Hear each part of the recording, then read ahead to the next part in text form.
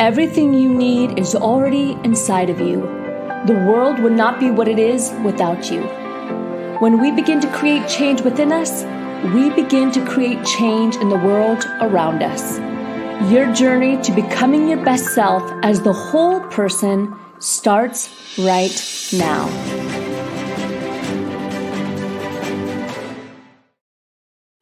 Hello and welcome to the podcast and webinar series, Become Your Best.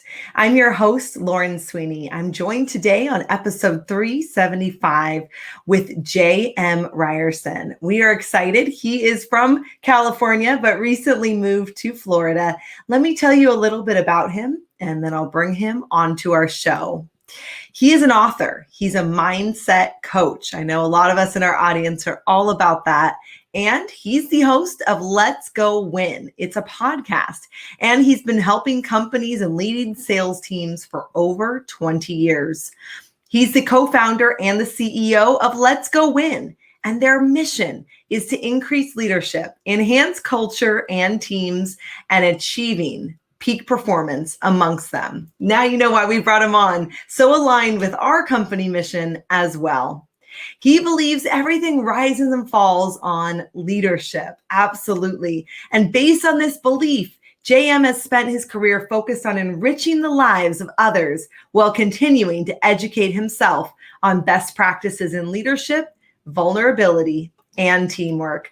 Please welcome to our podcast and our stage, JM. Welcome. We're glad to have you. Hey, thanks, Lauren. Thank you so much for having me, and congrats, 375. That's awesome, and I love what you guys do, so thank you. You're so welcome. We're just here. I feel like the more I talk to people, the more we realize how alike we are in so many ways, and wanting to serve humanity, in wanting to help people have these tools. And we are all about leadership as well, emotional intelligence, company culture. Talk to me about how you started 20 years ago doing this important work. 20 years ago, I started just as an entrepreneur, and I didn't realize that this is necessarily what I wanted to do, but I built teams. And along the way, what I figured out is okay, there's some easier ways to build teams and there's some harder ways. In the process, every year I would read, approximately 30 books a year, just, trying to educate myself further in leadership, in personal development, in the various areas. And I just decided, let's take it all into one area. And that's where Let's Go Win started and came from, because I actually wrote the first book originally for my kids, because I wanted them not to skin their knees necessarily as much as I did. But I love it. I think what you guys are talking about, it's so important. There's so many small, tangible things that people can do to make changes that make such a huge difference. So I love that you guys are doing this work, and I'm happy to be a small part of it as well. Absolutely. So much alignment. I love that you first wrote the book for your kids. How old are your kids? 15, and today my son is 12. So yeah, two boys, and they are, my family. I love them. They're awesome, but they're 15 and 12. Wow. Okay. Very good. I have a little boy too, who's 6, and then my daughter's almost 9. So a little bit younger, but really, really awesome to teach these skills and values and then translate them for adults, for teams. What is one of your favorite kind of things you're working on or teaching on, something that you're just like, this nugget is so powerful? I think the biggest one right this second is, and I say it all the time as I end my shows, is your mindset matters. And so often people know to go to the gym and work out. That's second nature, because marketing, we know, look, you have to work out. You can see it. The body changes. But our mindset, so often people don't have a plan for their mindset. What are you doing? What are you doing to feed your brain in order to have, whether it's a positive, a negative, or whatever your mindset might be in that moment? What are you doing for it? How are you feeding it? And so for me, that is something I've been really pushing a lot, especially my clients. What are you doing every single day? And the reason I think is so often we're not cognizant of it. We wake up, we look at our phones, we turn on the TV, and guess what? It is somebody else's agenda driving our own, whether we like it or not. So I'm not saying to bury your head in the sand at all, but pick and choose what you put into your brain and make sure it's serving you. Make sure that it's allowing you, as you said, everyone has a gift that you want it to come out, but so often it's been honestly like beaten down and buried by so much negativity in the world. So that's the biggest thing right this second that I talk about frequently. Mm. I love that. We talk about it exactly, that the mind is a muscle. My legs are not moving right now. Either are yours. Why? We're sitting. We're here on this podcast. Yet I could tell my hand, hey, move now. My mind, I don't think about it the same way. We talk about that as well all the time. And yet it's a muscle and it can be retrained. It can be rebuilt. We can create new habits and patterns, just like we could work out our legs and get stronger hamstrings. Well, I think that's important because no matter how much you work out, you need to continue to work out. And like you said, retooling your brain, there are things that we inherited. Some are good, some aren't so good. And so constantly striving to just improve, constantly looking for a different way to do something. I think that's healthy. I think we all need to do that because, again, my mom and dad are incredible. But guess what? I did inherit some self-limiting beliefs that I've had to put in work to overcome. And we all have them. And the first thing to understand is that's okay. It's not your fault. What's your plan to get out of it? Yeah. And the more that we do this work, then I feel like it helps my kids. And I'm sure they'll have repatterning to do, no matter how quote unquote amazing I am. Yet I can be that example, right? I see you smiling on that one. Oh, 100%. Like we all, as parents, I think we all want our kids to have a better life than we did.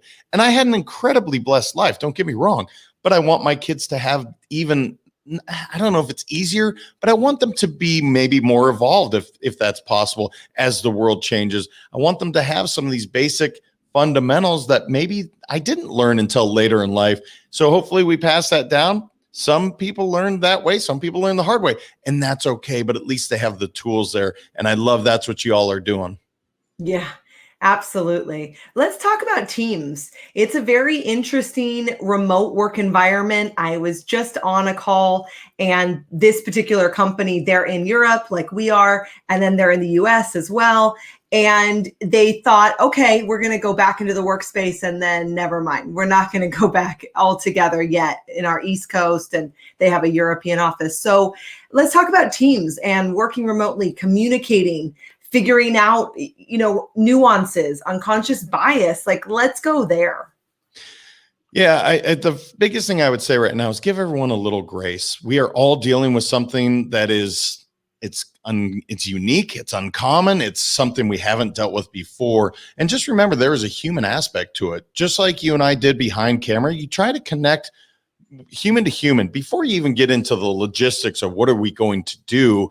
And I think so often in the virtual space, we've almost forgotten and we've almost become robotic where it's, okay, now we're going to push this meeting. Well, why don't you maybe, hey, how are you doing today? How's your day? What's going on? How are you feeling? And so the companies that I'm seeing really thrive are the ones that are remembering that humanistic aspect where they're asking questions about their family, about how they're feeling so that they can perform as their very best as an employee or whatever hat you're wearing in that moment. So as teams, remember, you have cultures, whether it's live or it's virtual. And so frequently, one of the smallest tips I say is make sure to reiterate what the cultural values are of your company right then and there, because that will remind you that perhaps we need to talk about the fact that, let's say courage is one, or let's say having fun is one, or love, or whatever your cultural values are. Remind each other that is what this is, so that if somebody isn't showing up that way in that particular meeting, you can say, hey, remember, these are our cultural values without it becoming a big thing, without any resentment being built, because you can't put an arm around somebody. You can't give them that physical hug, but you can say, let's remind each other why we're here today, what we're trying to accomplish, and what we stand for. Absolutely. I love that. Going back to the values and then how do we reinforce them in ourselves and in our organizations? Let's talk about us as an individual. I know in your bio, you said you're a mindset coach, and now more than ever, we really do need to exercise the mind to have sanity, to have tools. So what are some of your favorite mindset tools? Just starting with a plan. What are you doing to exercise your brain? You called it, our brain is a muscle and it gets stronger the more you use it. So some of the tangible tips that I would tell anybody is do brain games. And I don't care whether it's crossword puzzles or I like to do Lumosity as an app. I like to read at least 10 pages a day. Do something to exercise that you have chosen, whether that's listening to a podcast like this, finding a positive app, looking at quotes. There's so many things that you can do to feed your brain, because here's Henry Ford said years ago, whether you think you can or can't, you're right. It is the most succinct, profound statement I think ever made, because it's so true. It's if you believe you can do whatever that is, like Elon Musk is like, look, I'm going to change the entire automotive industry. And he's done that. They thought that was crazy not that long ago, but look at what he's done. Jeff Bezos and some of these big names that you've seen do that. It all starts with upstairs. Do you believe you can? And so if you don't exercise those ideas, there are other ways you can do it by simply writing things down. I journal every single day. Some of my thoughts, they're crazy. Some of them, they're pretty cool. Some of them, they're just blah. But the point is, I get to purge on the paper, and the paper doesn't say, hey, JM, you're crazy, or you're really good. It doesn't say anything. It just says, this is what's happening in my brain. Maybe we should explore that a little more. And then, do I believe I can do it? Do I have self-limiting beliefs? Do I have things getting in my way? And if I do, how can I overcome it? I'll probably find a mentor, a guide, someone that I can talk to so that I can overcome some of those challenges. Absolutely. I love that. I love the journaling. I know my husband does that every day as well. And I just like to take a moment. So some people process by journaling. I'll sometimes walk outside and just, feel the grass. They say scientifically, if you walk barefoot, which we don't do a lot in our houses, that can even help. That taking that time to process and not judging the thoughts, just going, okay, they're there. Well, I'm sorry, I didn't mean to, but I love that because you're grounding yourself. Think of it. The whole world is energy. And when you go outside without your shoes, put your feet on the grass, you are connecting to energy. And this is not woo-woo. This is science. You're connecting to other energy sources. So doing that, taking a walk, meditating, whatever you choose to do, I love that you go out and connect with other energy, because some of your questions, whether you meant to ask them or not, are being answered through other energy sources. Yeah. Absolutely. And taking that time to reflect and have space, because I'll notice, let's say I'm putting my kids to bed and, one of them doesn't want to exactly just go to bed, right? They don't just flip a switch usually, and I'll get annoyed or triggered or something. The thing is that I've been working on so much for myself. And then when I talk to our clients, is there was triggers earlier in the day. There was things that happened at work. There was maybe a phone call that happened early in the morning. And if I don't take time to pause and process throughout the day, then I get to the end of the day, but it's not about the end of the day, right? It's what happened earlier that stacked up. So we have to take those moments throughout the day to process. Otherwise, it's difficult. No, it's true. And it builds up all the time. It's just like my wife asking me to do the dishes, and I get irritated about it's not the dishes. It was something she said earlier. And by the way, that's a choice of mine to do that. And I love that you said triggers, because we all have them, right? Some are negative, some are positive. So a lot of times, let's say the kid thing, because that, as a parent, all of us deal with that. I may offset that with time in meditation, with time in sitting in silence, or I might play music, because I know one thing about me, music is my positive trigger. I could be as angry as possible, but if a favorite song comes on, I'm singing, I'm dancing, and it's like the thing never happened. Yeah, I love that. Having a playlist, just saying, hey, Alexa, will you turn on that happy song, and just doing a dance party, switching up the energy, getting up, making myself a fancy coffee at my house, something to change up the energy and interject where the mind is going.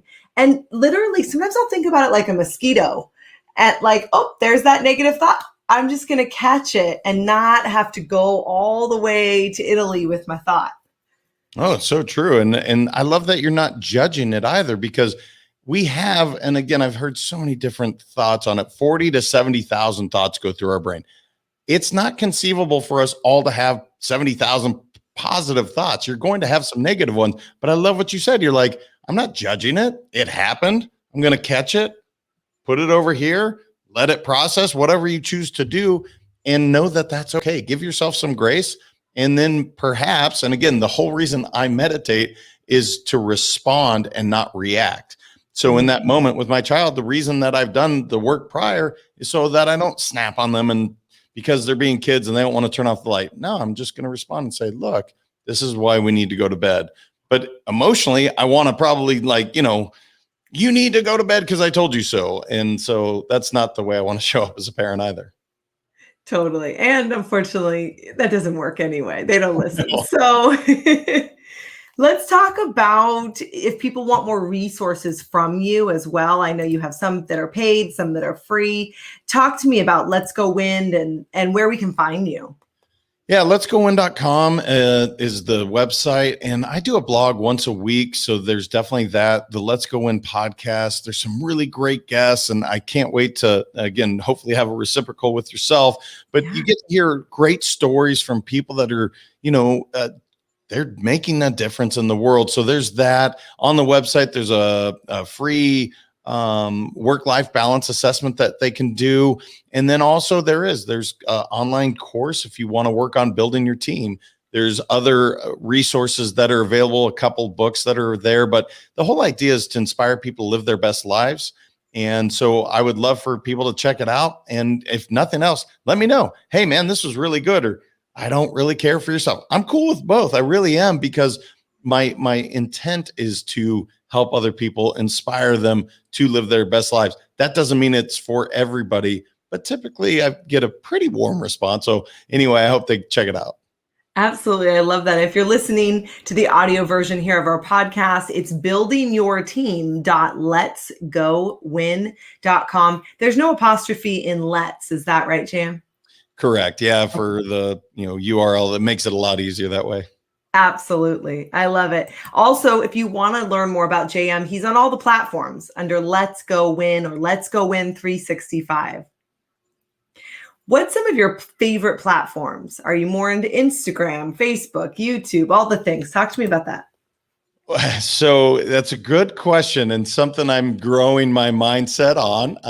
It would be Facebook, Instagram, and YouTube. And it is so interesting because you want to connect with more human beings, as many as humanly possible.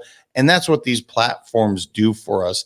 To some, it comes far more naturally than others, like myself. It's something I do have to put work into, but those would be probably the three that I'm most active on. And you can see some of the videos and some of the blogs, which the blogs, again, I told you I journal quite often. Those are some of those thoughts that are just being documented. So they should be available on all of those. I love that. So we love to ask everybody on the show, what does rise up for you mean to you? Well, the word rise has several really important meanings to me. In fact, before I ever put a thought out into the world, the word, I go through it, but I won't go through the entire acronym. Rise up for you, what it means to me is rising up to meet who you are authentically, showing up as the person that you are without having a mask on. So often people show up and they think they need to sound a certain way, look a certain way.